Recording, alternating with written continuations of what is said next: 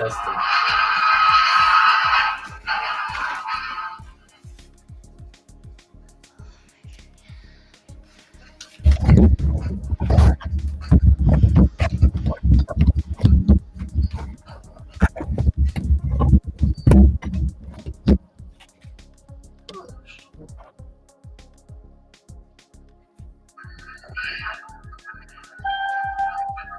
Testing.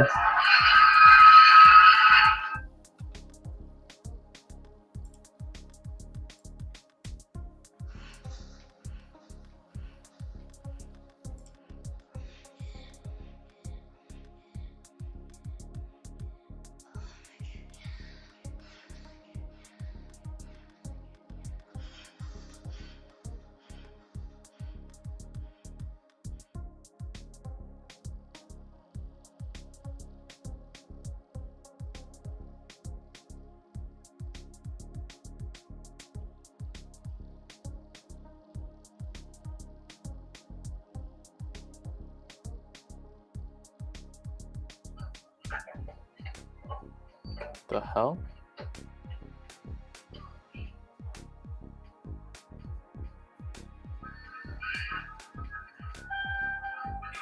Testing.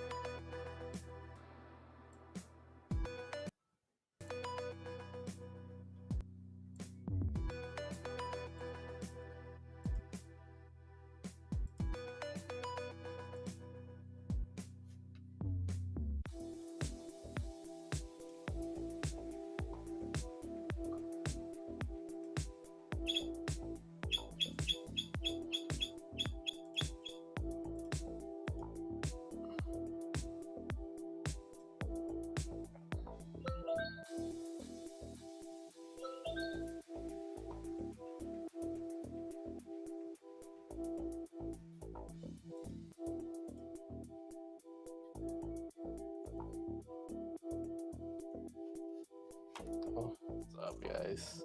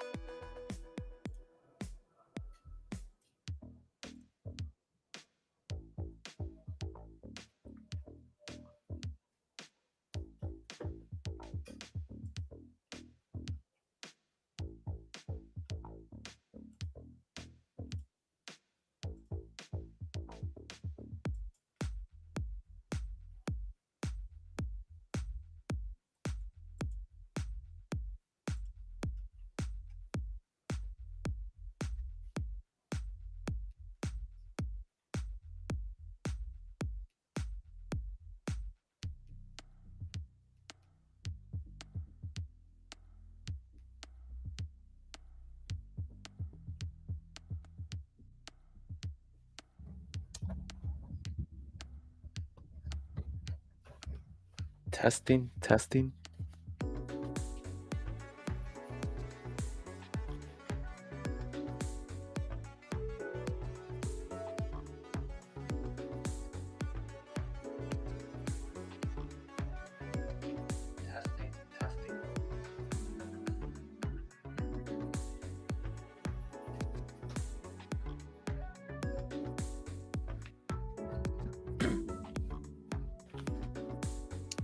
All right. Let's see. It's a pretty red day today. Ugly day overall. Hope everybody made it okay. Bitcoin continued to move up. Wow. Pretty crazy for Bitcoin.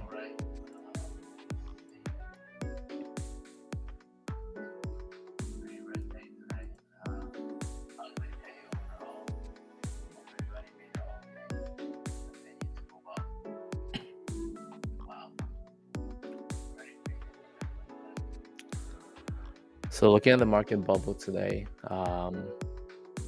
Nvidia was down 5%. Wow, Facebook is down 5% today. Twitter, Amazon, oh my gosh. Got a lot of big pullback today on a lot of the major stocks.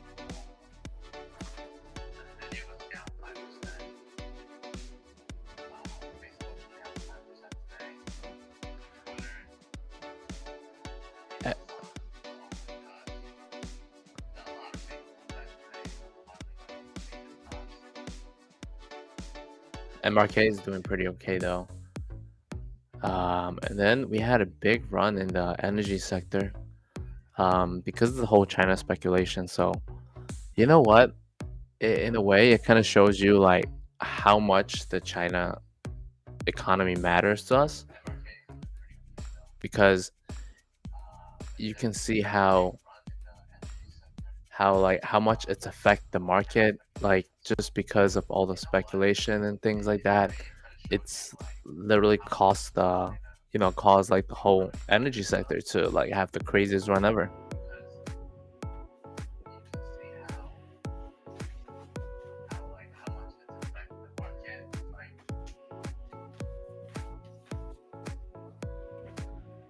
Oh, hold on. I had to close one of the tabs because I was monitoring it. Let me know if you guys are still having the issue.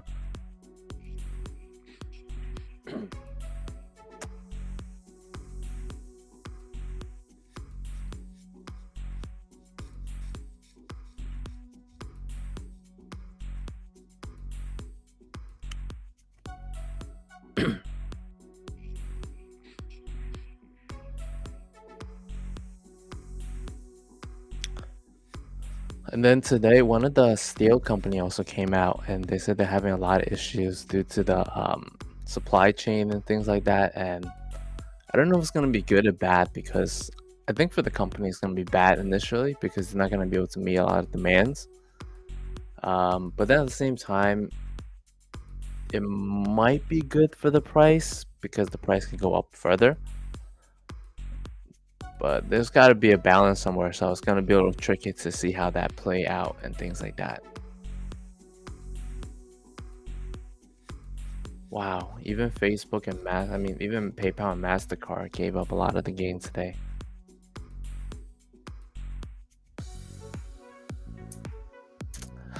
What's up, Hawaiian beef? Indeed, sometimes the best choice, the best decision is to make no decision. And if you're in that situation right now where you think you're missing out on the rally, but instead you're missing out on the chop, it becomes a blessing. So, which is kind of what's happening in Hawaiian Beef's case, I think. He's missing out the buying opportunity, but instead he's missing out on the chop, and it's become a huge blessing.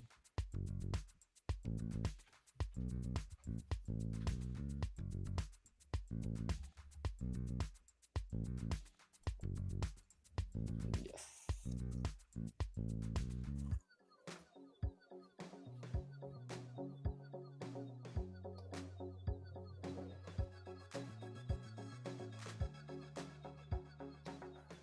Rumors of BAC having serious financial issues.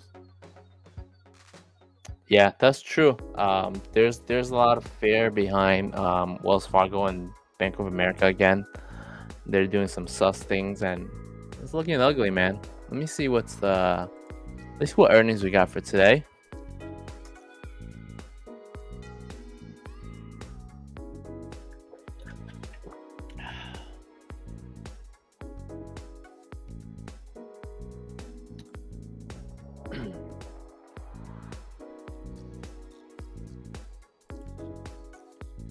wonder if you guys can hear the background noise with this new streaming process.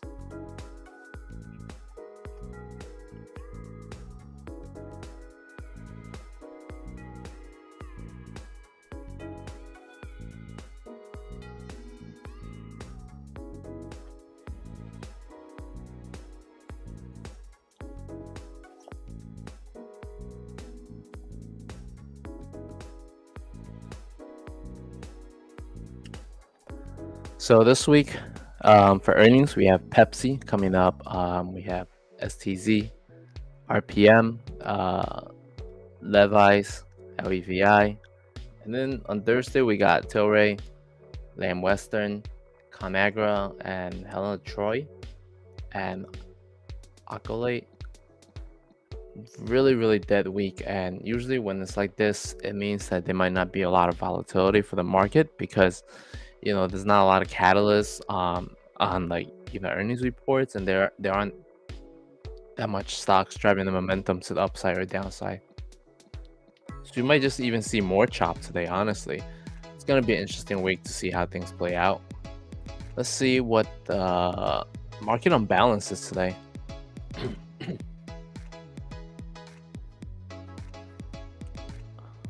So Friday market on balance was 3.6 billion to the upside. I didn't see anything for today. I thought I saw it before when it was like 1. Here we go. It is here today. So today was 1.8 to the sell side. So there was a little bit more selling than buying as opposed to Friday. And as you can see the big difference too. So on Friday we had this huge move upside to 436 area. That was actually one of the areas that was one of the targets I was looking at. And I'm actually surprised we rejected so hard because I was expecting us to maybe come back to like 432s or 430s and chill around there. I didn't expect us to come back to like 428, 427-ish. So it's a little surprising there, honestly. But at the same time, I guess we should have took a lot of profit there when we could have. Greed gets all of us at the end of the day, right? Let's check out the BAC news that Dauntless has been talking about.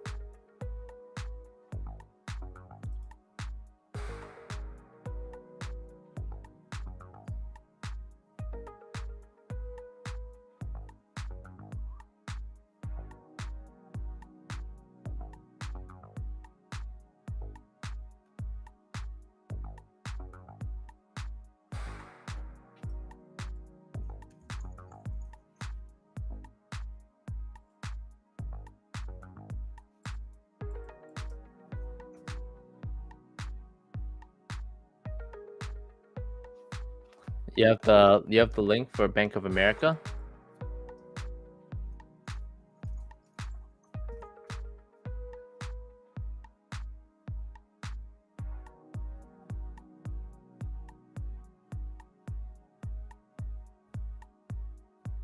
So I saw that. I remember this morning. I was looking at Bank of America, and they were talking something about their crypto thing. So let me pull up that here. So Bank of America debuts crypto research amid growing institutional interest. If you look at the numbers of corporate mentioning crypto on their earnings calls, that's gone from 17 last year to about 147 in the most recent quarters. So a lot of people are getting pretty bullish about crypto. This isn't just Bitcoin anymore. This is digital assets, and it's creating a whole new ecosystem, new companies, new opportunities, new applications. Very interesting, man, to see these guys like digging more into Bitcoin. After a bearish downtrend, Bitcoin last week experienced one of its largest intraday surge in months following comments by Federal Reserve Chair Jerome Powell that central banks won't ban cryptocurrency, and in a shocking rally, other digital currencies follow in suit. This is growing and this is mainstream. It's not just Bitcoin. Browning said Bank of America's cryptocurrency research coverage is being hit up by former tech analysts. Pretty crazy. Hopefully you guys got some risk in Bitcoin as well.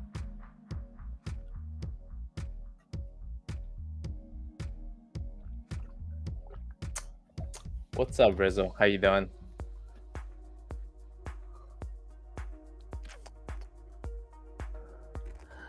What is Rizzo's outlook? Saying SPY dead? Are we going downtown? Is this the end?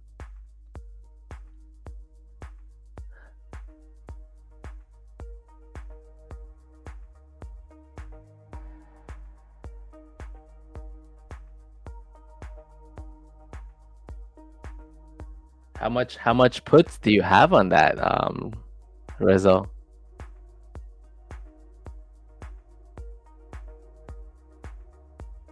Damn. Sorry to hear that, man. I feel you. Life decisions are tough sometimes, especially when the market is crashing, but it sounds like you're well prepared. It sounds like you got a lot of puts, so I think you should be okay, man. As long as the market go in your direction, you're gonna be making bank, and money solves all issues, right?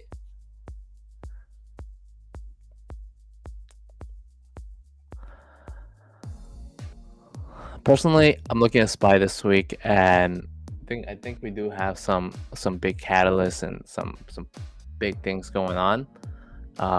We have the debt ceiling deadline now. They said it's kind of moved to the 18th. That's like kind of the last and final day before they have to really make a decision without getting severe impact. I mean, they say even right now we're seeing a lot of severe impact with the debt ceiling, but they say that is the day that our government is able to survive with the current amount of money we have. So to a certain extent, I feel like until they make that decision, we won't have a yes or no. Um, but if there is truly enough fear to drive the market down, and we start snowballing downhill, then that will be the decision that bails the market out. That will be the decision that causes the market to kind of bounce from there. But if the market doesn't start snowballing down, we could just chop. But if we start snowballing, there's nothing that's gonna stop it. I don't think 420 would be that temporary to bounce. I think if we start snowballing, it would be kind of like this chart that I drew over here a while back. And honestly, I kind of jokingly drew this just for fun of it.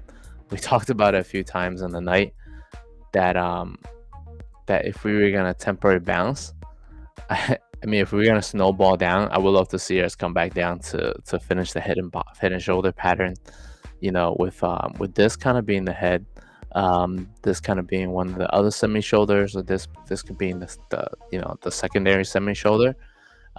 This would be one of the shoulders setting up here around 337s, right, or 340s. That's a good range. And then this would obviously be in the head setting up the reversal. So if the head setting up the reversal, that would be a big move downwards, and that's the kind of move that I would love to see a snowball. And it might look so far and so crazy right now, but I mean, we've done it before. It's not like it's impossible, for us to move from 430s all the way back down to 230s. Is not that hard. It's all it needs, and we have done it multiple times in the past. We've done it in 2007. Look at that move, right? 150 points coming all the way down to what is it? What do we come down to 69, right? So 150 minus 70, right? That's like 50% shave, you know? So for us to come from all the way from here to like 450s all the way to like to 200 and something, that's close to a 50% shave. That's possible. I don't think that's too hard. If they really want to make it happen. And then we have over here 338 coming back down to 216, right? That's not a 50% shave, but that's like a 30-40%. So a big move isn't that hard. If we're talking about percentages instead of points, you can see how that could happen. But I don't know. I'm not too crazy about it because, like I said, if we're gonna start snowballing down, we're gonna snowball really fast. It's gonna be like an avalanche, and this would be the ideal move. I think if we came down to like 420, I don't think that's gonna be an area that we're gonna stop. I feel like that would just be more continuation. It would be kind of like last year, where just like, just blasting through the glass ceilings and stuff. But we'll see. Time will tell. Time will tell. Because the other thing is, I see the dollar index has been moving down. So, that's probably one of the better. That's probably one of the bullish catalysts for the market, that dollar index kind of rejected the top, and it's starting to go breaking down further and further. We just need a little bit more continuation from that. Tech's having a good pullback still, I think.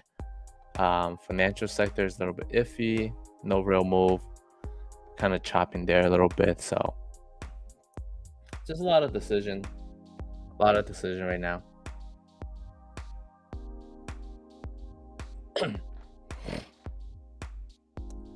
But definitely, I think everything is going to be based on the whole situation of where the debt ceiling is going. Whether they're going to make a decision on that or not, and how they deal with that. So Bitcoin also broke out last week, so that's something that's kind of bullish about. Sometimes Bitcoin leads the market a little bit too. So, and we kind of talked about that, and Bitcoin's been bringing down pretty hard, triple bottom a little bit, and starts to break out and kind of let the whole crypto market. So hopefully it can lead the equity market too.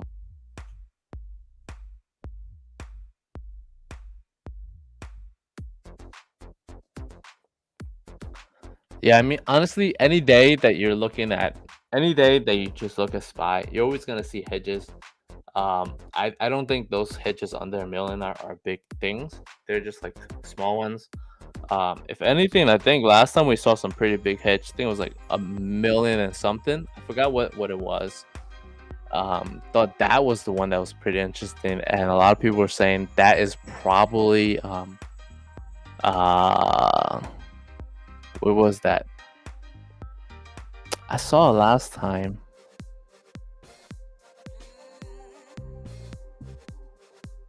They said that was probably JP Morgan with the hedge.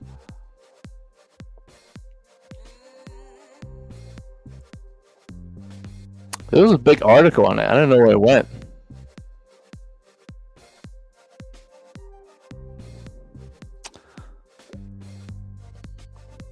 I think we even took a look at it too on Friday.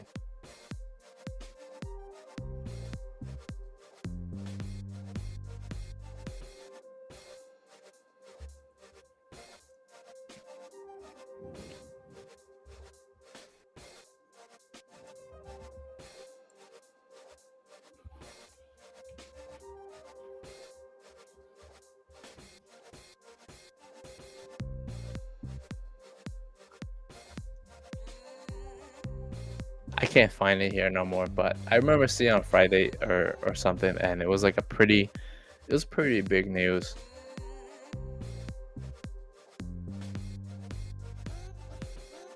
What's up, Mass Appeal?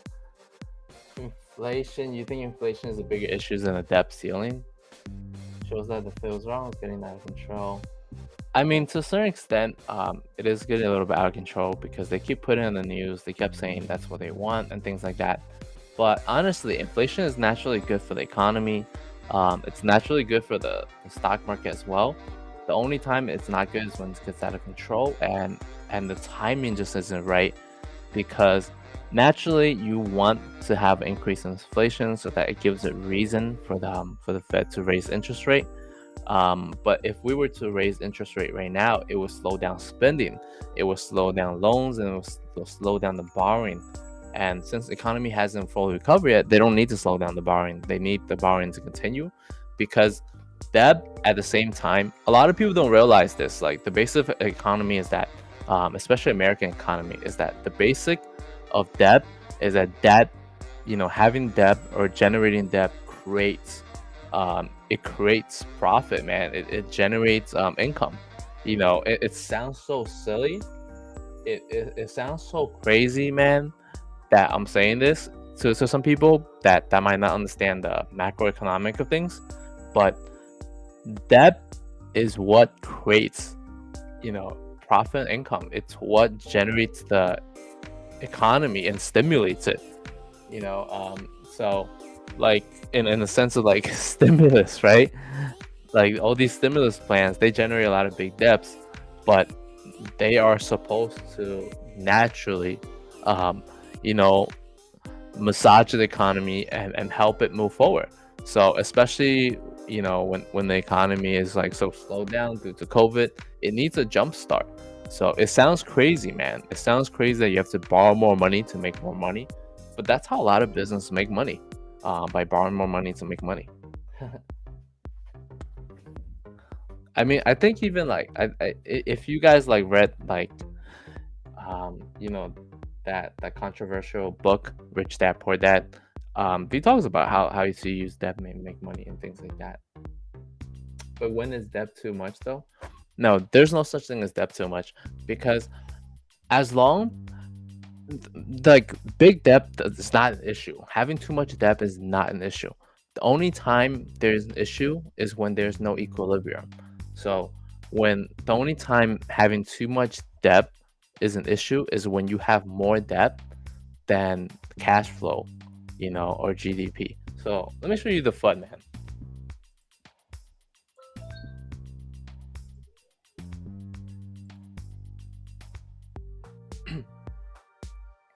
So this is just looking at the US debt clock, right? Looking at this, a lot of red, big debt, debt per citizen, debt per taxpayer, right? Big red, looks scary, right? $3 trillion or whatever in interest, right? Looks crazy. But then let's put it into perspective, okay? This is the amount of debt we have, and then this is the amount of income we have.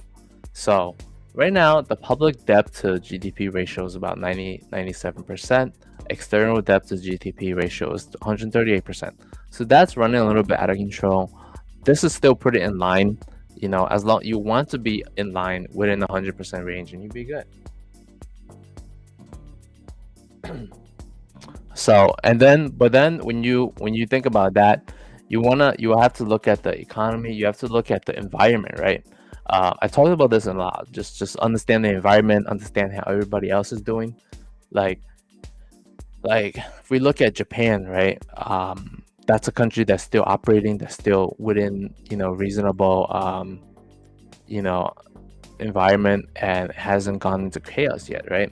So that's a company that's operating at 275% debt to GDP ratio. And as you can see, like 100% is definitely not the limit. You can still operate at 275% and the country could still survive. There hasn't been crazy riot or anything nuts like that. And then you have like, other countries like UK. See, like this country is at 114% and at 326% external. So both like exploding pretty crazy on that side. And as you can see, the country's still running efficiently and things like that. We haven't had an overrule yet, and it hasn't turned over yet. Or even Canada, some people could even argue that Canada is a better country than America. And you can see Canada is 114%, debt to GDP is 139%. So this is we're within perfectly operating environment right now. We're okay. We can take on more debt. We're not, not doing it. Just give you an idea. Obviously, some countries are doing better than others, right? Like China. But at the same time, are they really doing this good? Because, they might just be hiding a lot of the information and they're not able to be able to see that. So there's those things, but it just goes into it, man, that like you need debt to stimulate the economy. So if you pass more, if you give out more funds, you hope that naturally those funds goes out to generate revenue. It generates more spending, and it stimulates the economy. That is the big picture of it. So it's like, as long as you're able to generate the cash flow, as long as you're able to produce the GDP and increase the GDP, you should be good. But the second you're not able to produce a much higher GDP, then you're in trouble.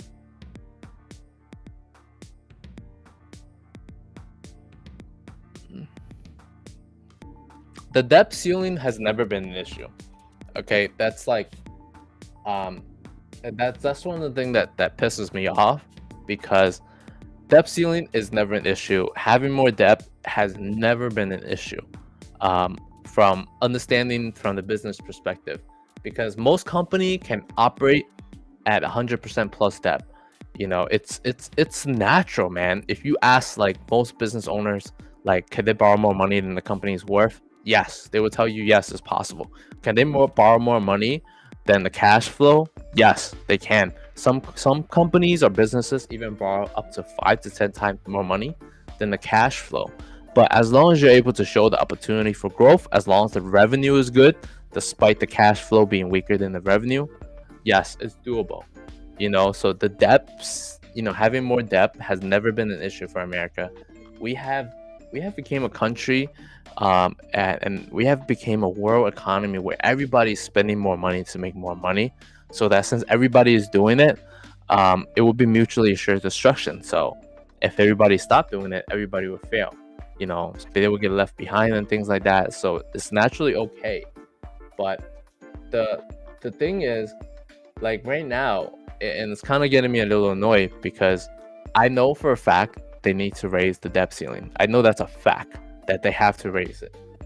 But at the same time, them playing this game is starting to get stupid, because this is like, if they don't raise it, they're gonna cause our bonds to lose face, to lose value, and people are gonna look at it and be like, yo, America's untrustworthy, man. They're not gonna pay their bonds this quarter or something. They're not gonna pay their interest. So that could start to create a collapse. Like if people could get scared about American bonds, then they might pull up some money. If they're not getting paid this interest and things like that, then they might not want to fund our debt, because in a way, it's so crazy. If you look into it, you'll find it that everybody else, it's like a debt circle, man. I don't know how to explain it well. Pretty much, U.S. Treasury bond is equivalent to cash or gold.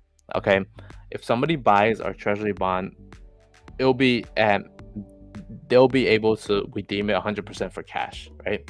That's the whole point of it. So if Japan buys a Treasury bond, now they'll have collateral. It'll be like houses, man. It's kind of like this. Think of our Treasury bonds as a house of real estate, piece of real estate, right? If you guys ever seen these real estate scams about how you can make money with real estate by leveraging your house to buy another house, that's kind of what they do on the bigger scale of the economy throughout the world. So let's say Japan buys U.S. bonds, okay? And then they go to another country. They'll be like, look, I have U.S. bonds. They're good as gold. They're good as cash. Okay, it's America. America. So then they use that bond / money, and they will borrow money against our U.S. bonds. Okay, while at the same time they make interest from our bond, because Japan is currently at negative interest rate environment. So our bonds pay them X amount of interest. They lend money out to their citizens and whatever, but their citizens have to pay them interest as well, right? Because they're negative interest. So if if they're citizens, they fund the bond buying using the citizens' money. So if the citizen puts money in the bank, they lose money. Okay, in Japan, if you actually save money in the bank, you probably lose money, because instead of the bank paying you an interest, you pay the bank interest for holding your cash. That's what happens when a country goes into a negative environment. So to balance that, they use that secure cash, and they buy the U.S. bonds, and they make money between the interest rate difference as well. And then on top of that, they go forward and they use our bonds collateral to borrow more money to supplement the country. And as they get more money, they use more money to buy more bonds, and then vice versa, and just go back and forth. And then other countries do the same thing. South Korea, China, Europe, everybody borrow each other's bonds, and they use as collateral, and they recycle against each other. So it comes back into whole circle, and then we'll buy other countries' bonds, and we'll use this collateral to borrow more money, and it becomes a crazy circle, man, where everybody is buying each other's bonds and they're giving it to the next person as collateral, right? And to use it to borrow more money. It's kind of funny. What's up, Kevin? 123. But because of that, everybody is equally exposed, so that, God forbid one day, I remember like talking about this with my economic professor one day, like years back. I was like, and at that time we were talking about the manipulations of the Chinese RMB.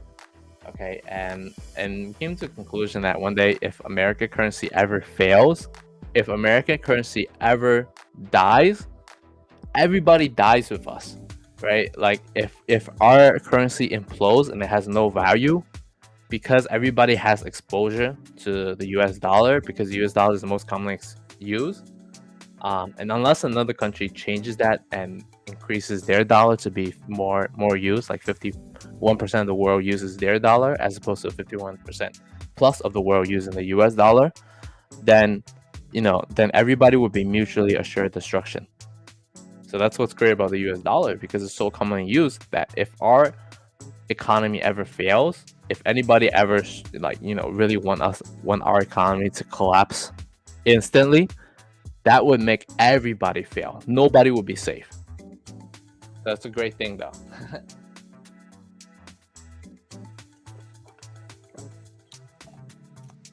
But yeah, circling back to the debt ceiling, it's definitely something we need to raise. And if we don't raise it, it's gonna hurt us, because we can't get any spending. Government's gonna shut down. And the other thing is, we're just at a point right now in the market and in the economy that there's so much bad things going on. There's no bullish catalyst. Business hasn't 100% resumed yet. Not everything is operating at 100%. Manufacturing is messed up. Supply chain issues messed up. A lot of things are messed up. So if the economy dies at the same time while all these things are messed up, if like government spending dies while all these other things is messed up, then that's it, man. We doom. So I hope that doesn't happen.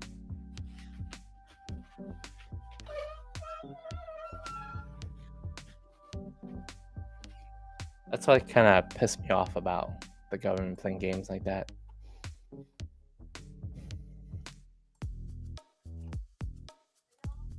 I think that's pretty much talks about the economy. Is there any stock charts that you guys wanted to check out or see for today?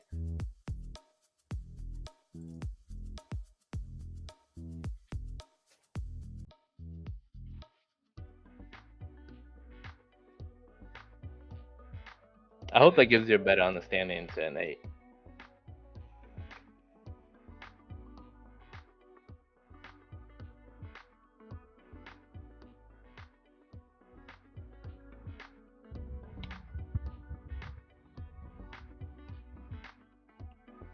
What's up, Professor Glass?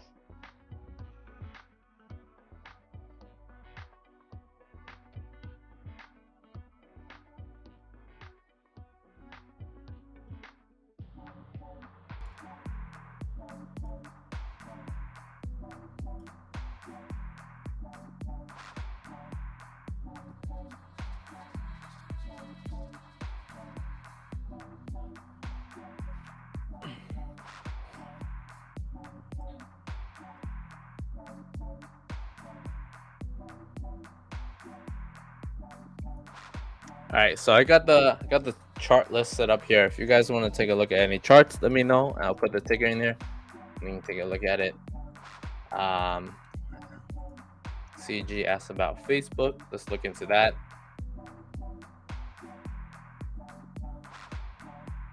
ROST. That's Ross dressed for last, right?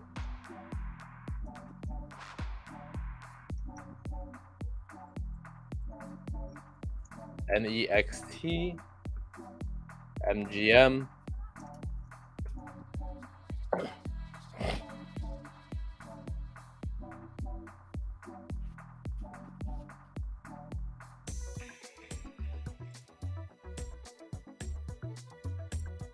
$45 call sweep, huh?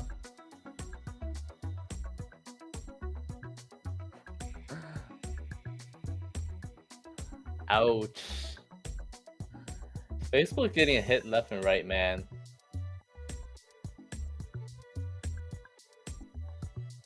And a happy postscript to the 15 million ads taking place in mid-September. Facebook was rocked by a Sunday night bombshell interview on CBS News show 60 Minutes with Frances Hagen, a former Facebook product manager, who said the social media company was aware its platform was being used to disseminate hate, violence, and misinformation, but refused to change its algorithm to alter the situation. Hagen leaked her information on Facebook operation to the Wall Street Journal last month, which published the data without identifying her by name. She came forward on 60 Minutes to take responsibility for the leak. The thing I saw at Facebook over and over again was that there were conflicts of interest between what was good for the public and what was good for Facebook. And Facebook over and over again chose to optimize for its own interests, like making more money.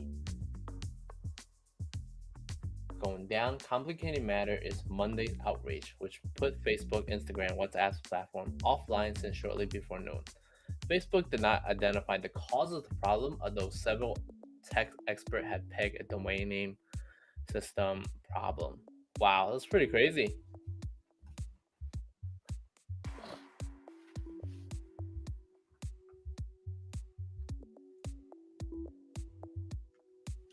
I mean, you're right. You're right, Nasty Nate. Some of the stuff isn't new. A lot of people been kind of whining about, Facebook's issue, how they're striving to make more money as opposed to, doing what's socially right. And this has been ongoing like issue for the last few months, but people just kind of like overlooked it. Nobody really wanted to care about it, but now it's like, oh, it's this driving knife. It's like, bam, they got stabbed in the stomach, and this is like the thing that's like gonna end them right now. So it's pretty interesting.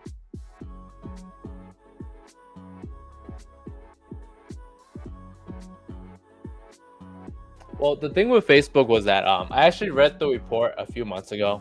I think it was some Asian lady, product manager or some manager as well, and she was saying that how like when she was managing the company or social aspect of the company or something,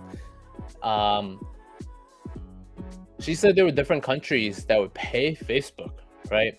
And that she could see who was paying too. That she could see who was paying for the Facebook ads and stuff. So, and like one side of the country or whatever side of the country, they would pay Facebook to spread these false advertisements, right? To win elections and things like that. And it was getting to the turning point where like, wow, like, Facebook is too big. Like, it's so big, it's become a deciding factor in these political elections that they know are bad, right? But they refuse to do anything to limit it.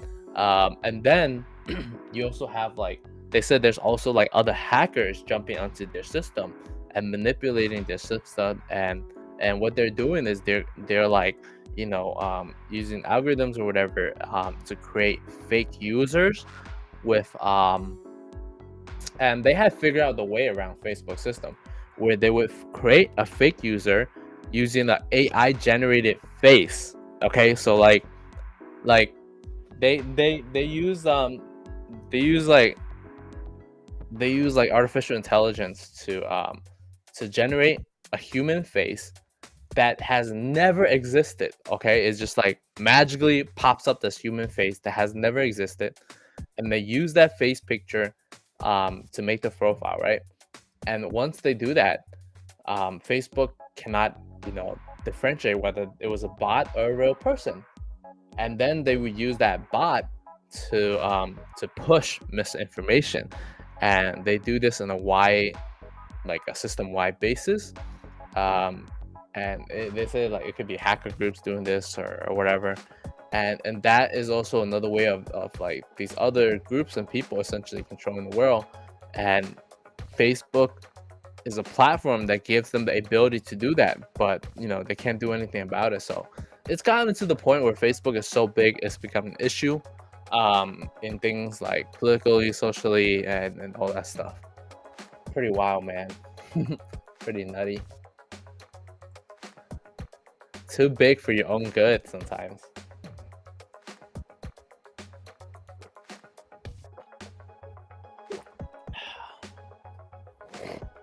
Let's check out the chart real quick for Facebook. Oh, actually, I remember last time I was looking at the 200 SMA for Facebook. I thought I saw an interesting area. Let's see if we're hit that yet.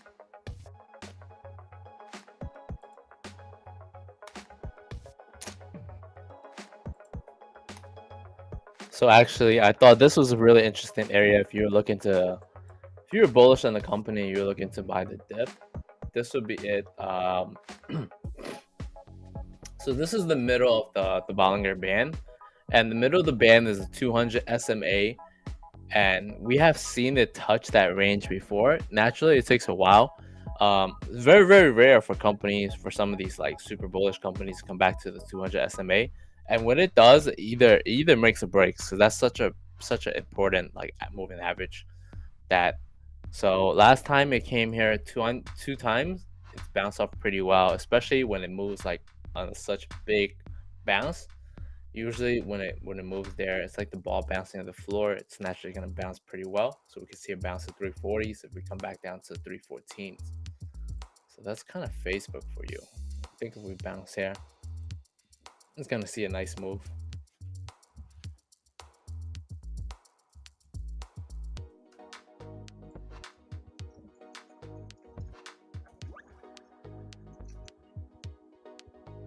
Oh yeah, for those of you guys that are new,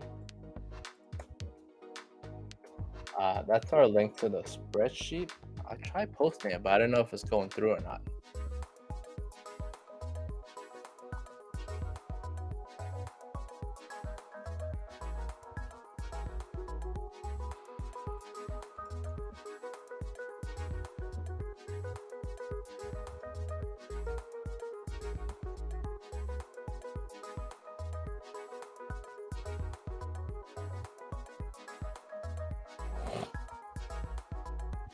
All right, next one is Ross.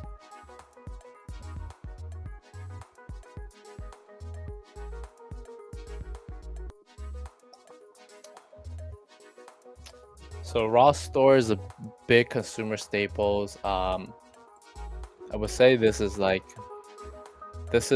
probably one of those few companies that will continue to operate very well in recession times.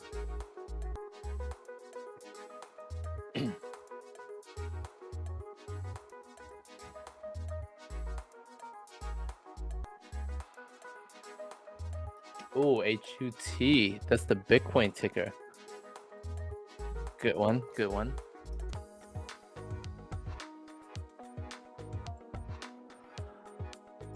So Ross store for less dropped down a little bit. It's coming back down. They got earnings coming up next quarter. The last two earnings been pretty good. Retail sales has picked up. But then recently we did have some bearish news from Bed Bath & Beyond last week actually. They said that store traffic, like foot traffic, has dropped dramatically. They're saying like people aren't shopping as much, and things like that and whatnot. So I'm kind of interested to see how that's gonna affect like all the other retailers and stores and whatnot. So we'll see.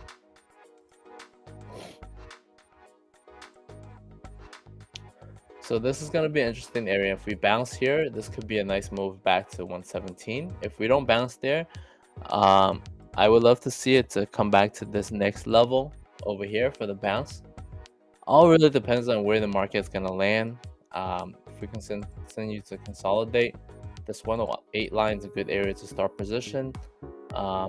If we don't find support there, next level is the 100, both psychological and all resistance level from last year's. So as of right now, we have no confirmation yet. Things are still dropping, so it's probably a little bit better to wait for that confirmation crossover to the upside first before really starting the position, or look for kind of like a doji to show the signs of reversal. I don't think we have either yet. I don't think we're close to that yet.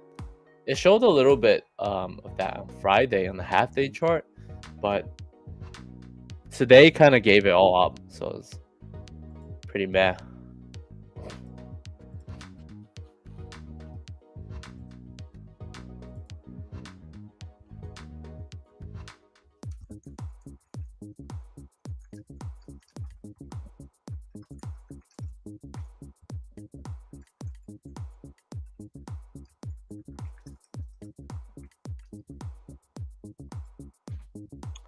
Yo, in other news, did anybody watch Squid Games?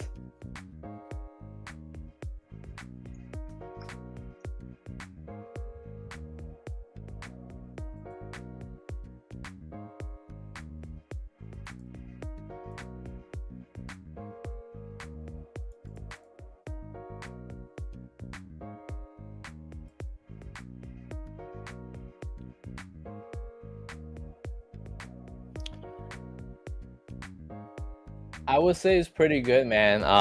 I got into it because, like, you know, it was like all over social media. Everybody was deep into it, and it was very, very slow. In the earlier half of the episode, but it's like once if you can make it to the end, that's where it hooks you. The ending of the first episode really hooks you in, and then it's like it's a great ride from there. Once you make it to the end of that first episode, it becomes such a great ride. Um, I might even get shit for this, but I actually watched it in English dub, and honestly, I was surprised it was even good watching it in English dub, man. You know, because at first I was like, I didn't expect the show to be good, so that's why I watched it in dubs, right? And because that's why I really didn't expect the show to be good at all. So that's why I watched it in dubs, because I didn't want to spend time I didn't want to spend time reading the subtitles. All right, so that's why I watched it in dubs. But then it's like it even in dub it was good, man. It was just like and that kind of surprised me, because usually dubs are really, really trash.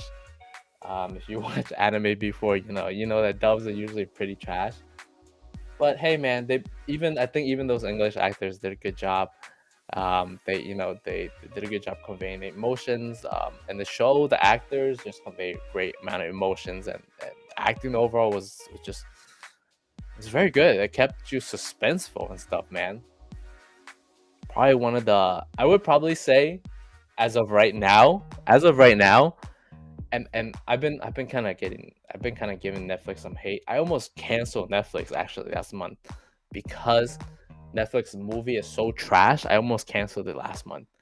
But I gotta say, this is probably one of the best shows Netflix ever came out with this year so far. But we'll see how this other show you plays out.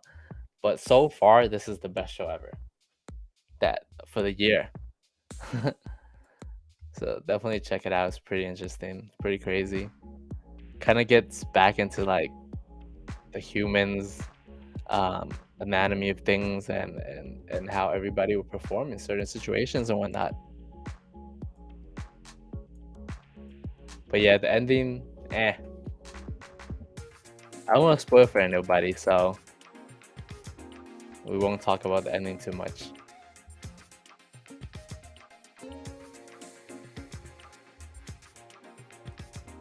So we've been having some support in this bottom range here. Been rising higher lows, which is naturally pretty bullish for this company. Not sure what they do though.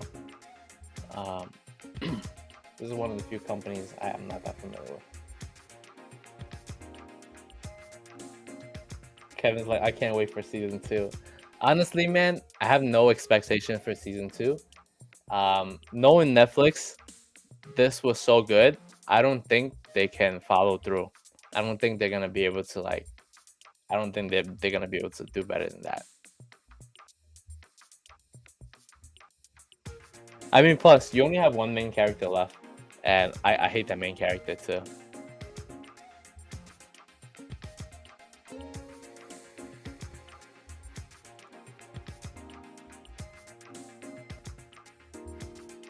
Sorry, Kevin, man.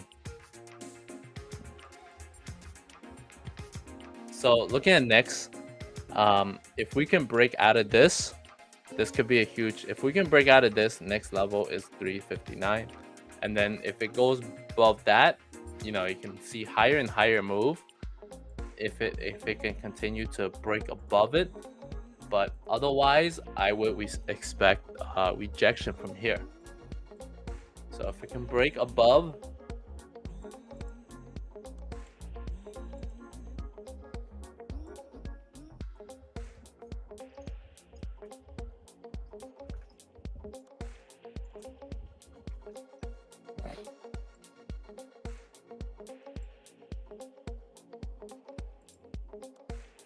$350.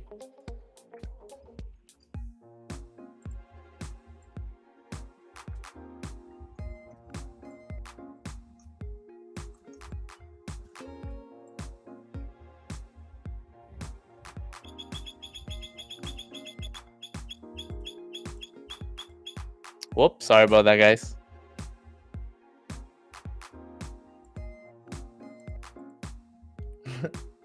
I think Spy just dropped. I think Spy just dropped. That's why I had that holy shit alert.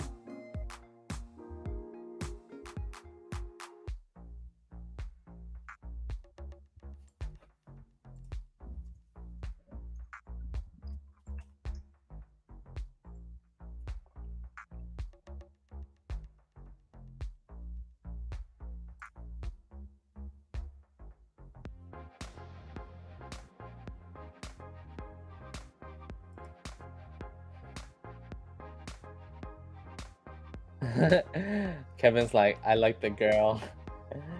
I don't know her name, but I just watch it for her.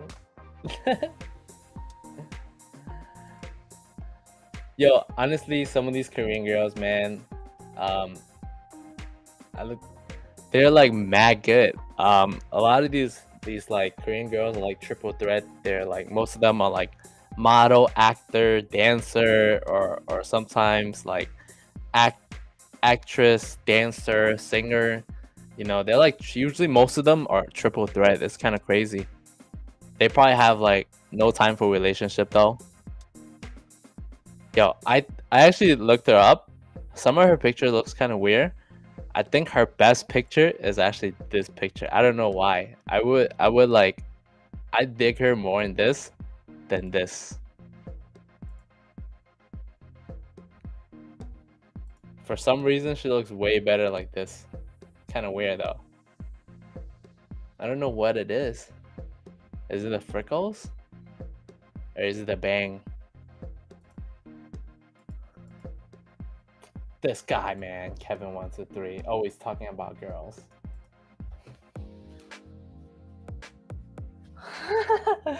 This guy is like, you made him jizz. Oh my gosh. Bangs, man.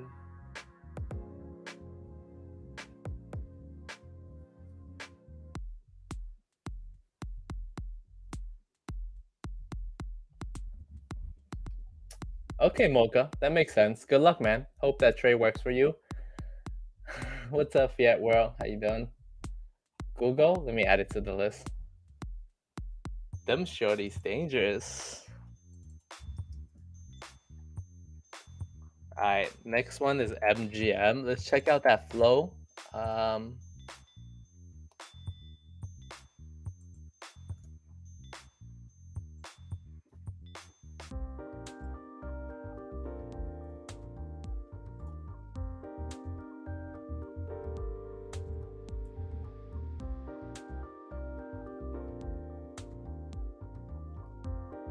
Let's check out that flow for my boy.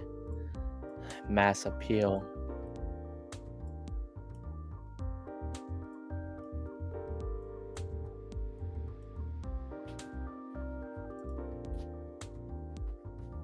MGM October 8th, $45 sweep. When the stock price was at 44.44. This was sweep around military time 1512, which was around 312. um, 38 minutes before close.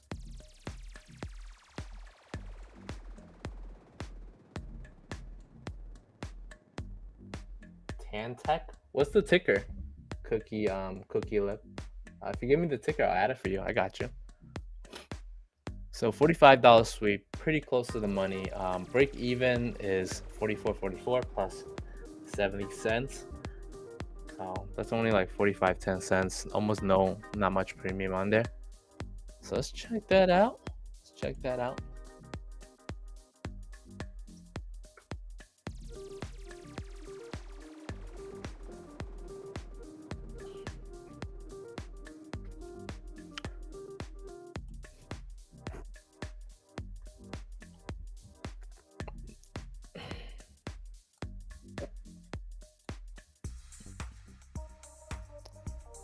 Honestly, sweep is interesting to me. I guess we can see like a test of the top at 46. That would be like up here, right? A test at 46.40s. If they're sweeping 45 and test is 46.40s, that's $1.40. That's a reasonable move, right? Going from 72 cents to $1.40. That's a 100% move right there. We also saw some $42 sweeps as well. So, I don't know if a strangle or something maybe. $42 sweep on the put side for next week. But if we're bullish, I guess I could see this move happening. They have earnings next month, so no other catalyst.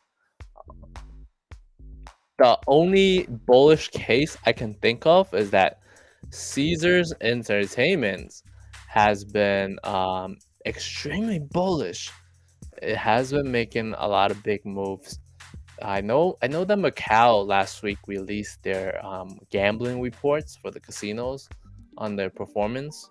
So I guess I could dig into that a little bit, see how the direction, like how the earnings are going, see if things are back to normal or not. But as of right now, I don't get it. I don't understand why they're so bullish.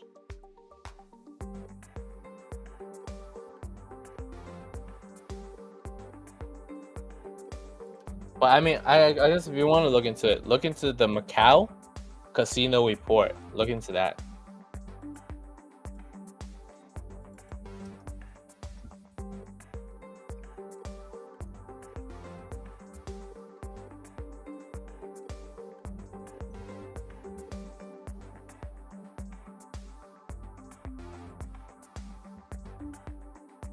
So yeah, bullish case, I can see it hit that 46.40.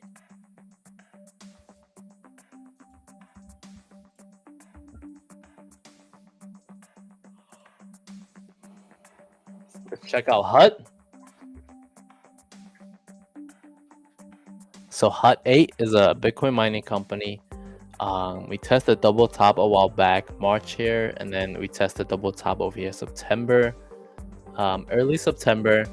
Last time I drew it, possibly testing the double top, coming back down to this range, and obviously it's in the perfect range right there.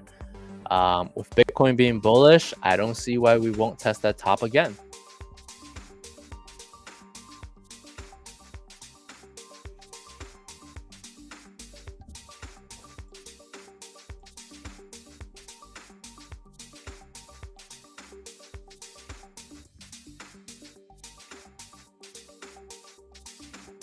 Oh yeah, guys, if you have time, please don't forget to fill out the survey and support us. Let us know what we can do to better help you guys out and bring more value to you.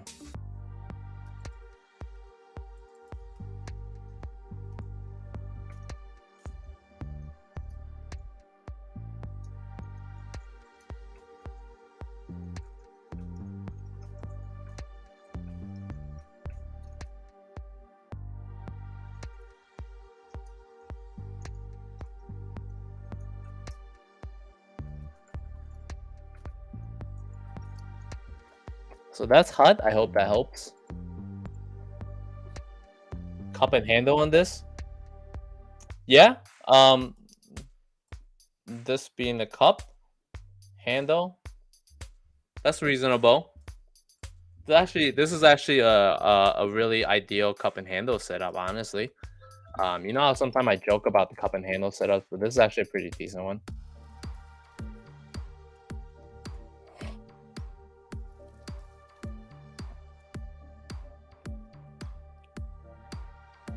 And it kind of aligns on, you know, the momentum, everything else with Bitcoin going. I mean, is Bitcoin higher than it was on September 7th? That's another question, right? So September 6th, Bitcoin was at 53,000. We aren't necessarily there yet, but it looks like we have the momentum to carry there. So if it does get there, you would think HUT could easily be at the top, right?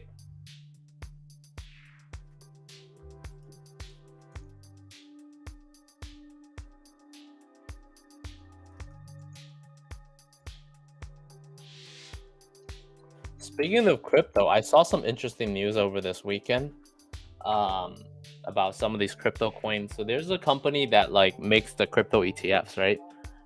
Like Grayscale. So there's this company called Grayscale that that does the crypto ETF, and this company says that. Let me see if I find that.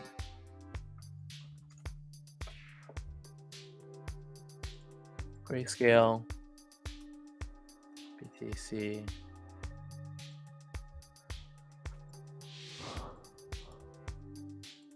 Oh, here we go.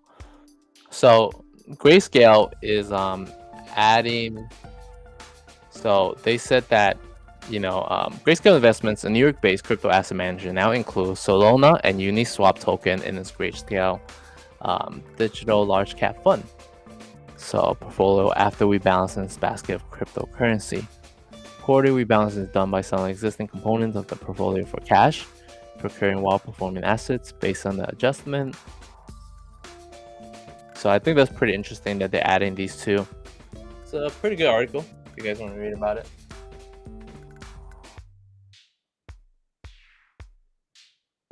GDLC.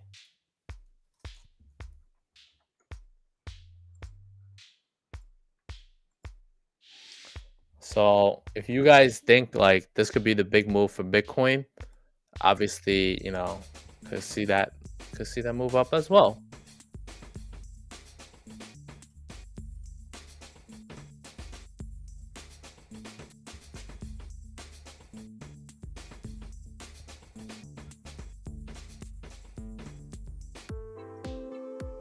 Hope that helps. Oh yeah, let me put TNH and H on there. CEI.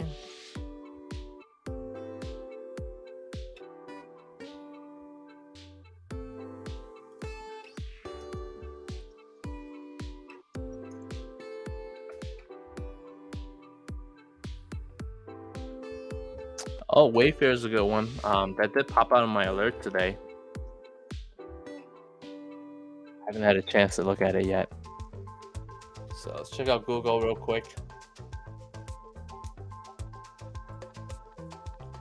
And then, like I said, for those of you guys that are new, here's the link to the Google Doc sheet.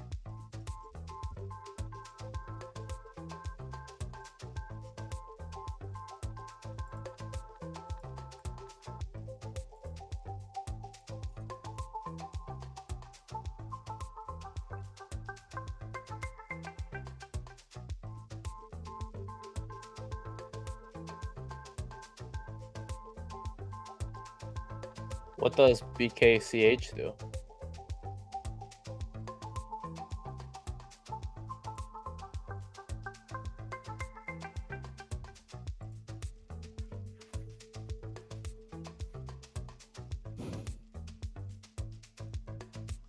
Google chart looks kind of like the S&P 500. Looks kind of like the stock market in a way.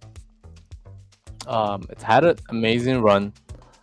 Hasn't really tested the major support in quite a while. It's gotten really far off the trend line too.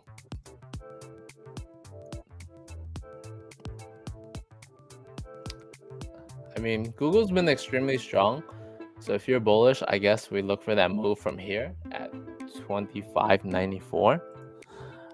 That would be the bullish case for it. Otherwise, there's a lot of support throughout the area. Obviously this could be one of them right here. I mean, I guess you can talk about some support over here at 24.50, 24.47, give or take. Just the 24 to 100 range. Right now we're at 26.80s, and then next level ideally would be over here. There's a good level here as well, the 2200s. So if we break 25.90s,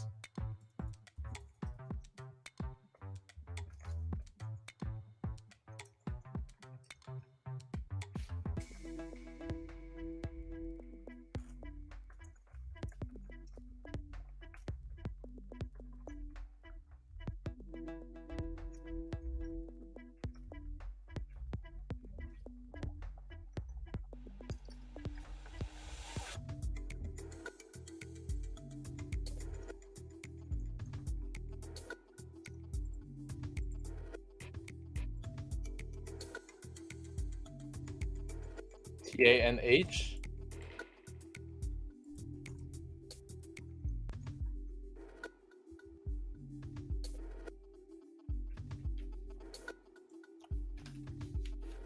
Oh, it's another crypto ETF.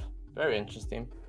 And when I talk about environment, I talked about this the last few stream as well. I said that how like a lot of times the stock market and the S&P 500, the S&P 500 is like the weather, and if the weather is raining, if the weather is bad, then the whole market is bad, right? So kind of like Netflix, we see Netflix kind of coming back down a little bit. And we've been joked about this the other night. A few of us were joking about it, and we were like, oh, yo, like Netflix is the only thing that's been up super high. Can Netflix continue to make new all-time highs? Oh my gosh. I need to kill that alert. So we were joking about how like can Netflix hit new all-time highs, and whatnot. And delete it.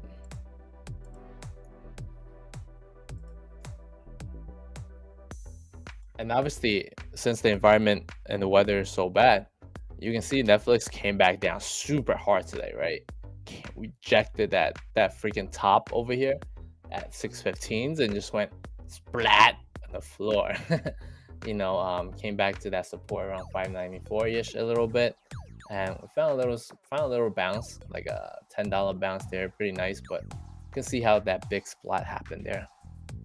So obviously, if the market doesn't recover, if the market keeps dropping, Netflix would be one of the biggest shorts out there. Because why not? If everything else is losing value, everything else is losing multiplications of the price to earnings, why wouldn't Netflix get smacked?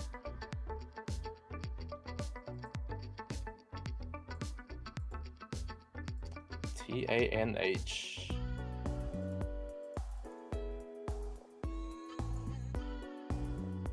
Tan Tech Holdings. What does this company do? Yo!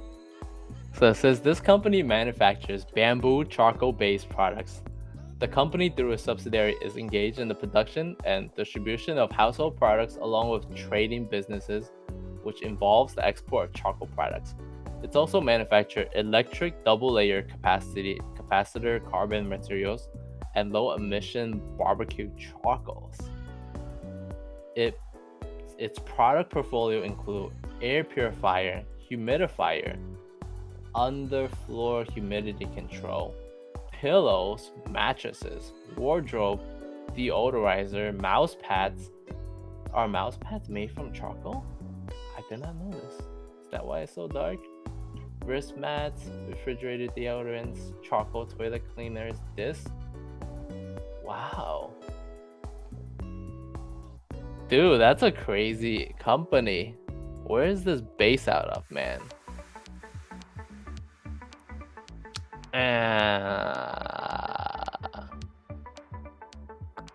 That's a China company.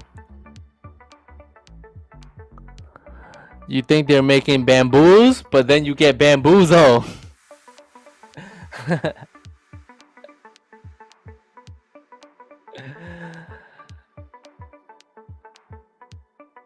How are they doing so much things?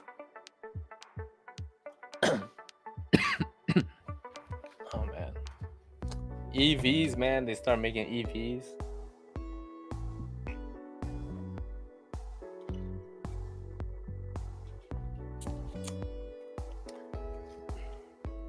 Oh yeah, I've been investing in QYLD for a while. Um, QYLD is basically the Nasdaq cover call index, I think, if I remember correctly. They sell cover calls and they operate really well during chop environments, but they operate horribly during harsh drops and harsh runs.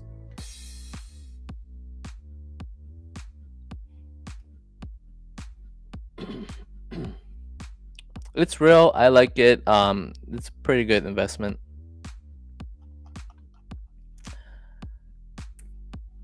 So, Cookie Lip man, you must have not been here for a while.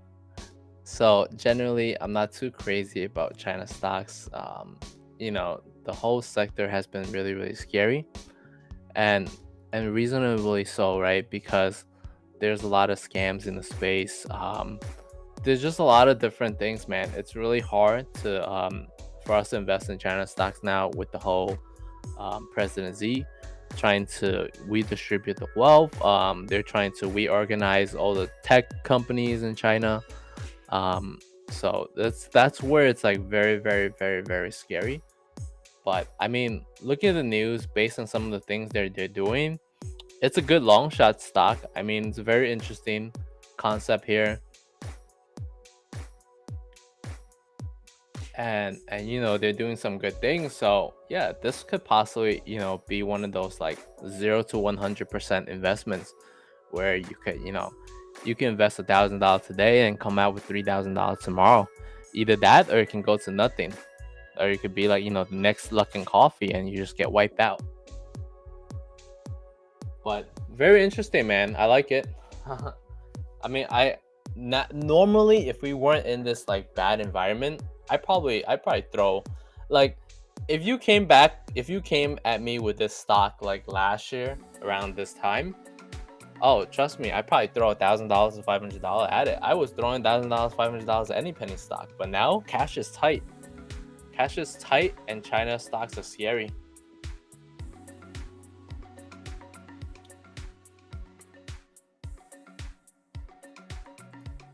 So let me take a look at the chart real quick.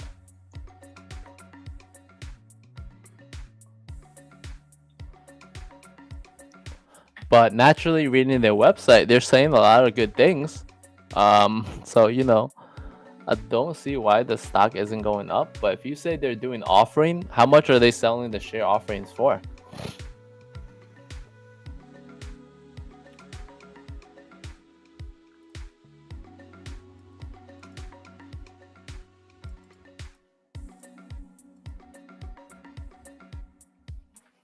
Okay, so they have a share offering at 1.3. You could probably look for this to come back to $1 at some point or another. But that's also a lot of dilution, though. They're diluting all the shareholders. So that's another bad thing. When a company is doing that, that means the company is all about cash grab. They're all about trying to make the most money for themselves, and that's naturally a bad thing.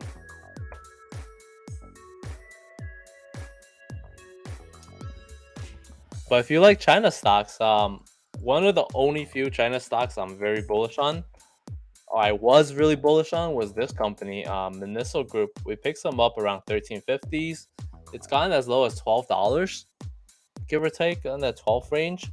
But it's an interesting company to keep an eye on. If you think the Asia economy is going to do good, and continue to recover, and you can look into it. It's like Daiso. It's like one of those like stores but they've been growing, expanding so much that I think as long as the environment is good, they're gonna show a really good earnings report and everything. But I actually just exited the investment too because I'm not just not crazy about China right now.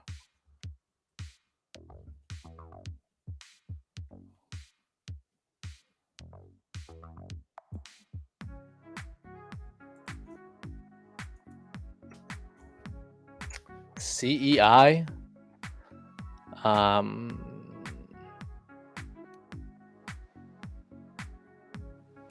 No love for Neo. I'm sorry, man. No love for any China tech right now.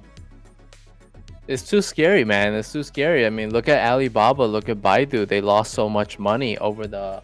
Like, if you bought Baidu at last year at the peak, you lost like 100% of your portfolio.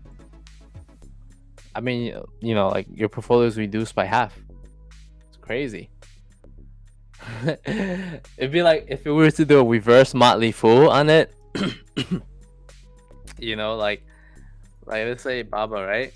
If we were to do a reverse Motley Fool commercial, it'd be like, if you invest $10,000 in Alibaba in October of last year, you know, you would have only like $4,000. Your investment would be sitting at $4,000. Right? It'd be like those reverse engineer, those Motley Fool commercials.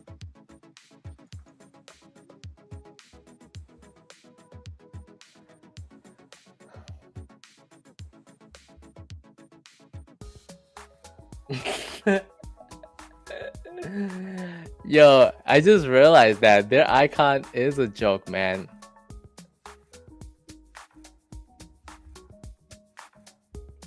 The sweeps for a CEI. So it looks like CEI had a pretty big run. Could potentially come down. It's looking like a little bit reversal to the downside right now. So kind of like over here.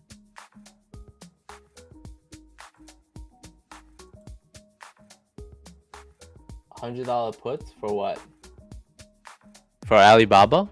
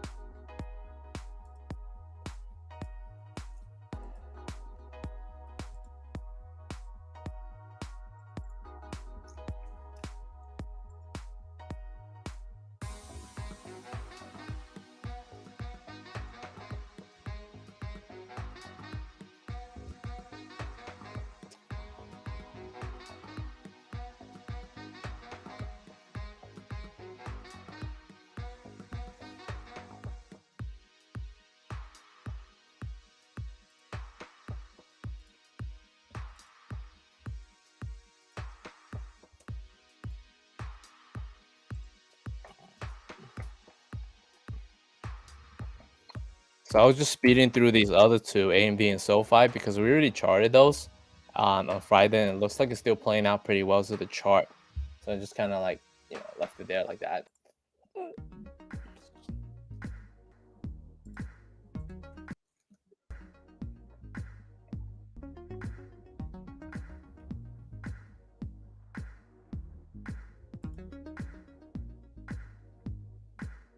So Wayfair is coming back down. It's got some support in this range right here, around 238. Could even come down a little bit further. We'll see. But you know, gotta keep an eye out if it does set up the reversal candle like that right there, right? If it sets out a reversal candle like that, that's a buying opportunity. So we gotta wait for the reversal. So it's a little bit too early.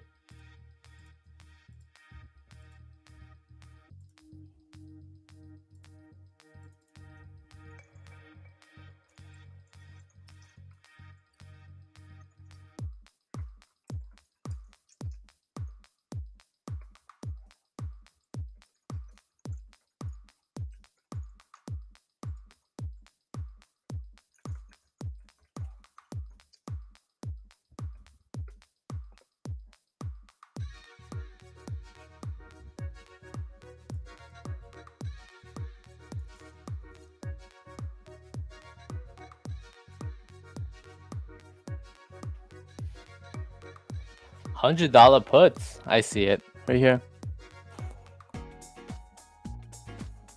Oh my gosh. No, please don't do it. If Alibaba goes to $100, man, my boy RB Nickel is gonna get wrecked. I hope that doesn't happen. It's pretty ugly.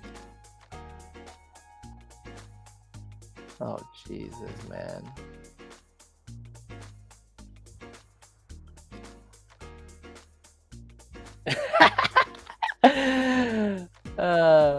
RB Nickel still here.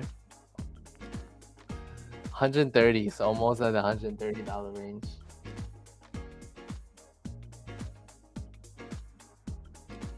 You are, man. You're committed. We're like $10 away from 130. So if 130 is not it, holy smokes, man.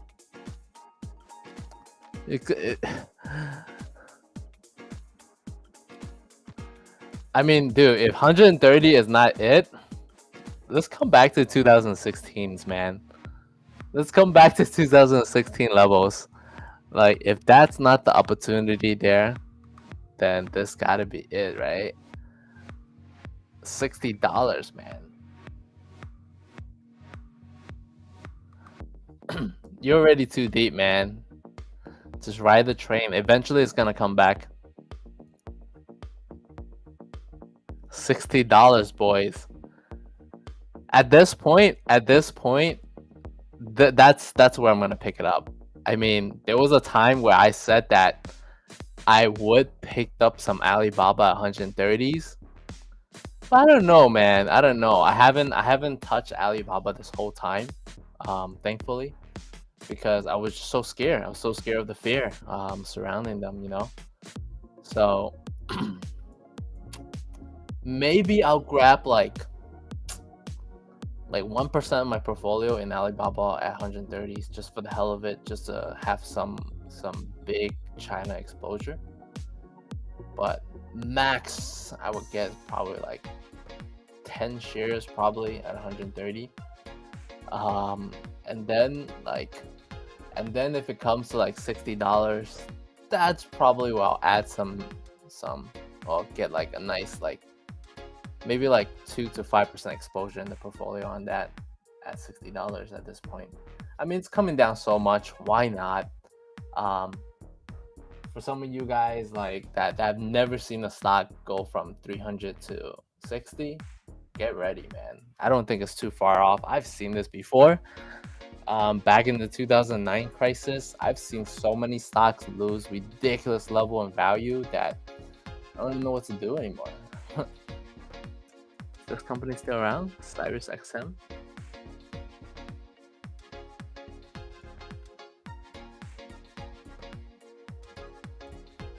See, look at this company, man. SiriusXM traded at $67 in 2000s. By 2009, it had hit the low of 5 cents. 5 penny, man. 5 pennies. 5 pennies. Now the company is a $6 company. But how crazy? How crazy is that? Just kept falling. 2005, 2007 to pennies. Pennies.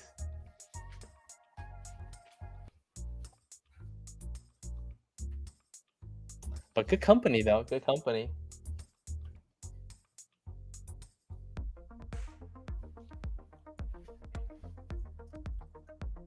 So nothing is impossible. I mean, look at Citibank. Traded at $550 to like $9, man. $9.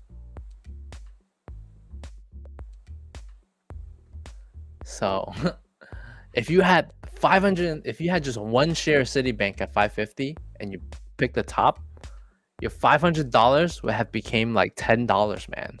Ooh.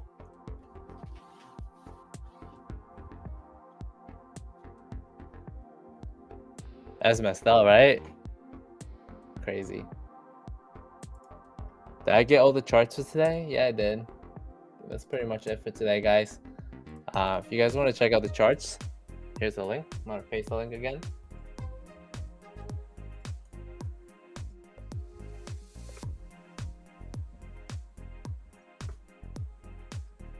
But just remember though, if we do get a super crash, just pick some stocks that you really believe in, you truly believe in, that you think they're gonna be around, and get straight go. Thanks guys for stopping by and hang out with us. Have a good night.